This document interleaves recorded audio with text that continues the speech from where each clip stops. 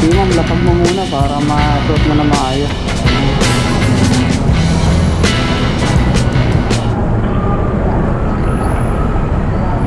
Ay ma'am.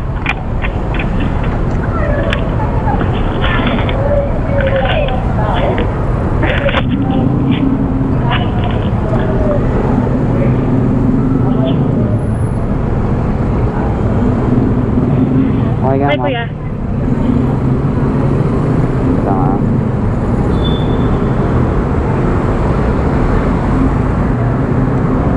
Huwag mo madali kayo ma'am. Hindi naman. Hindi naman po. Sakto lang. Oo. Dito tayo ma'am.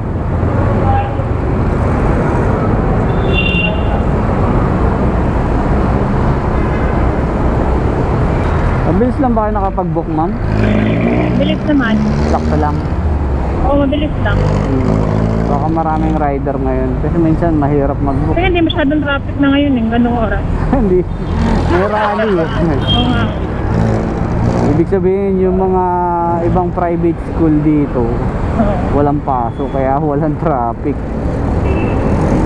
Ganon dito eh. Ang galing naman ito ang ano mo, helmet mo. Kakaintindihan. Oo. Yun naman talaga dapat eh. Hindi yung nagsisigawan kayo ng driver. Oo lang. Mamaya hindi kayo nagkakaintindihan eh. Mag-away pa kayo. Charot.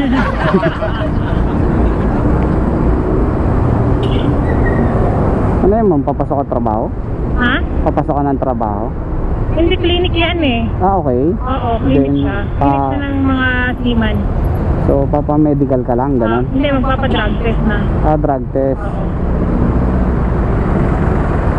Bakit mag-a-apply kayong trabaho? Hindi, ano na ako, si woman. Ah, si woman kayo. So, kabababaan nyo lang dito. Oo, hindi, pabalik na ako, kaya nagme-medical na uli ako. Ah, okay. Di ba ma'am ano yan? Usually pag ganyan, 6 months ba? Tama ba? Ano, kontrata, 7 months. 7 months yun maximum. Tapos 2 months vacation. 2 months vacation, tapos sakay ulit. Balik na uli eh, kaya maraming na-ask. Eh, cruise yan ma'am, di ba? Oo. Usually cruise pagka ano eh. Gandang trabaho nga yan. Tapos sa loob pa ng barko, ang daming magagawa.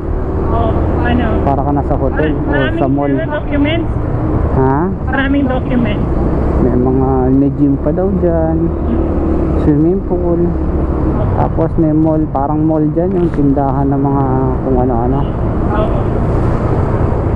Di pa ako nakasakay dyan eh. Sana sa susunod.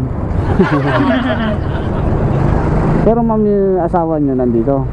Yung asawa ko, ano, ibang lahi. Ah, ibang lahi ang Oo, asawa? pero nagbabarko din. Nakasampa na. Nakasampa na. Ano, mga 2 weeks ago. Ah, okay.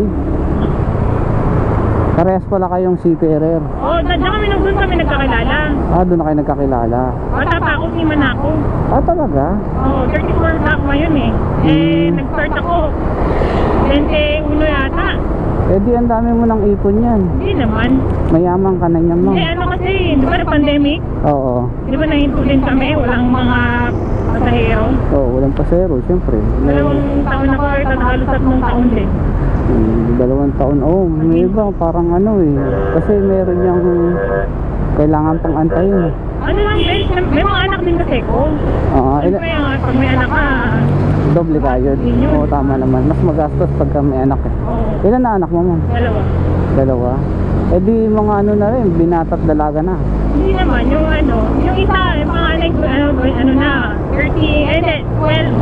12 na. Oo, Dalaga. tapos yung pangalawa, ayun yung ano, pandemic baby yun. Ah, Tapos okay. hindi na ako babalik. Okay. Kasi ano nga, di ba? For good na sana. Oo. Eh, wala eh. Kailangan eh. Hinto eh. Oo, kailangan kumain. Hinto din yung asawa ko. Anong lahi yung asawa niyo ma'am? Italiano.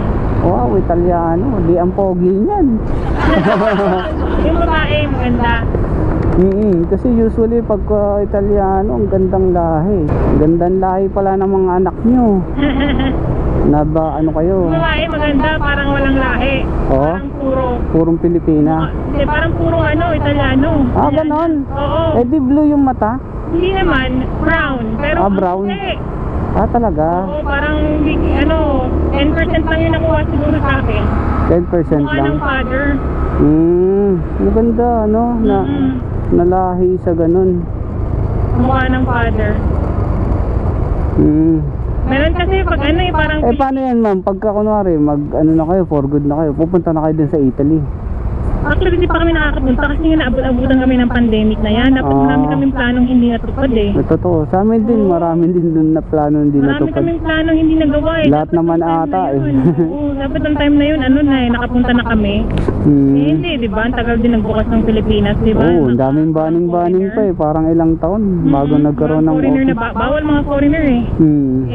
Yun. Paano yan? Pag tapos nung sakay ni Sir, pagbalik dito sa Pilipinas, punta kayo Italy, gano'n? Ito, balak namin ito. Pag namin, pag Pagtapos, uwi namin. pagtapos kasi nakaipon. Kasi yung bakasyon kasi namin, mabilis lang din eh. 2 months eh, mabilis ang 2 months eh. 2 months, tapos pag pupunta pa ng Italy, ngayon parang baka hihingi kami ng medyo matagal na bakasyon. Kasi, aasikasahin nyo pa yung visa nyo. Yun na nga. Saka itong Tapos, mga medical na to, ang tagal din asikasuhin. Diba? Yun yung mga struggle na matagal eh.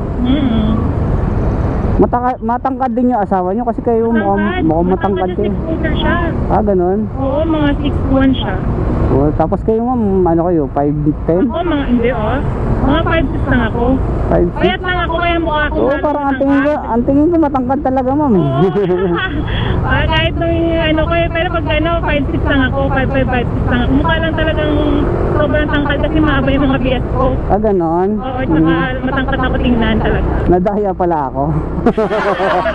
Di ba mapangdaya pag payat? Oo. Kaya siguro nabigani si Sir. Kasi parang ang tangkad mo tignan. Sabi nga, parang rin ako ibang lahi. Oo, mukhang tisay-tisay naman kayo ma'am. Oo. Kaya nga sabi ko parang may lahi din kayo. Parang may lahi din daw. Ganun talaga Pinay. Talaga na-attract yung mga ibang lahi. Hindi kasi ang ko din kasi, ang mother ko meron silang side na Spanish. Ayun nga, sa atin ganyan talaga eh. Oo. Mga Kastila talaga. Kastila, kaya kaming magkakapatid, dapat kami matatangkad kami. Pero ang parents ko, Maliit lang. 5'2", 5'4" lang. Papa ko 5'4" man lang. Ang liit lang no? Oo, 5'2". Tapos kami nagmana kami sa mga sa side ng mama ko, sa father niya. Mga ninuno. Ganun.